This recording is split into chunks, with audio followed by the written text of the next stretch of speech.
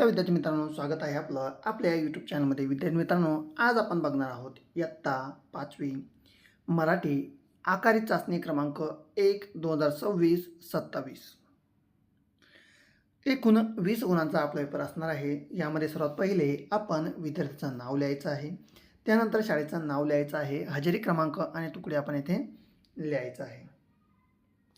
चला तर सुरू करूया आजचा पेपर. यामध्ये सर्वात पहिले आपला एक असणार आहे प्रश्न क्रमांक अ. रिकाम्या जागी कंसातील योग्य शब्द निवडून लिहायचा आहे. एकूण 3 गुणांसाठी. विद्यार्थी मित्रांनो, आपण ही प्रश्नपत्रिका सर्वात पहिले सोडवायचा प्रयत्न करायचा आहे, ठीक आहे.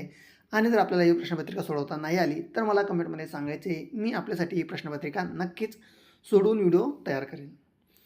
यामध्ये पहिला आहे कराची, जात, बावची, कुस्तीपटू, लाडू, धावपटू. यामध्ये एक अशी सोजी चांगली तर डॅश तरी बांधू ग बाई. यानंतर 2 गावचा बंडू शांत व कष्टाळू होता.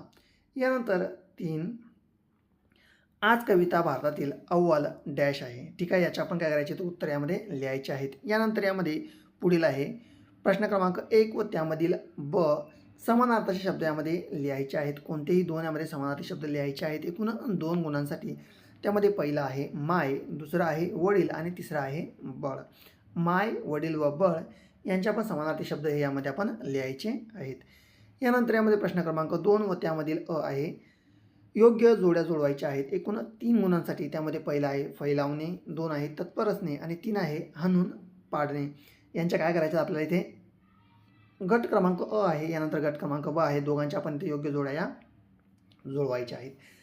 यानंतर प्रश्न क्रमांक 2 व त्यामधील ब आहे खालील खेळांची प्रत्येकी 2 नावे लिहायची आहेत. एकूण 2 गुणांसाठी. पहिला आहे बैठे खेळ आणि दुसरा आहे मैदानी खेळ, ठीक आहे. काय आहे बैठे खेळ व मैदानी खेळ यांची दोघांचे काय करायचे तर 2 नावे ही लिहायची आहेत आपण. यानंतर पुढील प्रश्न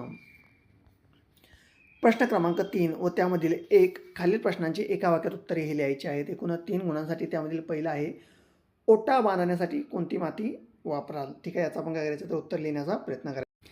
यानंतर यामध्ये कविता कोणत्या धावपटूला आदर्श मानते व 3 मुंग्या नेहमी कशासाठी तत्पर असतात. यानंतर पुढील आहे प्रश्न क्रमांक 3 ब खालीलप्रमाणे प्रत्यय लावून नवीन शब्द लिहायचे आहेत. कोणतेही 2 यामध्ये आपण लिहायचे. उदाहरणार्थ दार, तर कसा करायचा आपण हे बघायचे. जसं की दार शब्द दिला आहे तर चमकदार. त्यानंतर पणा, तर पणा शब्द वापरून लिहायचे व पण शब्द वापरून लिहायचा आहे. त्यानंतर एक हा शब्द वापरून काय करायचा आपण असा शब्द हा तयार करायचा आहे. त्यानंतर पुढील प्रश्न असणार आहे प्रश्न क्रमांक 4 खालील शब्दसमूहात वाक्यात उपयोग करायचा आहे. एकूण 2 गुणांसाठी. त्यामध्ये पहिला आहे माग काढणे आणि दुसरा आहे दिलासा मिळणे. यानंतर प्रश्न क्रमांक 4 व त्यामधील ब खालील प्रश्नांचे उत्तर 3 ते 4 वाक्यात आपण काय करायचं तर इथे लिहायचे आहे. त्यामध्ये पहिला आहे कविताचे पाय कशामुळे कणखर बनले, ठीक आहे. काय ते कविताचे पाय कशामुळे कणखर बनले याचं काय करायचं आपण. यानंतर प्रश्न क्रमांक 4 व त्यामधील क आहे खालील वाक्यातील सर्वनामाला गोल करायचा आहे. त्याचा आवाज गोड आहे. एकूण 1 गुणांसाठी. विद्यार्थी मित्रांनो, व्हिडिओ आवडल्यास व्हिडिओला लाईक करायचे व नवीन असाल तर सबस्क्राईब करायचे.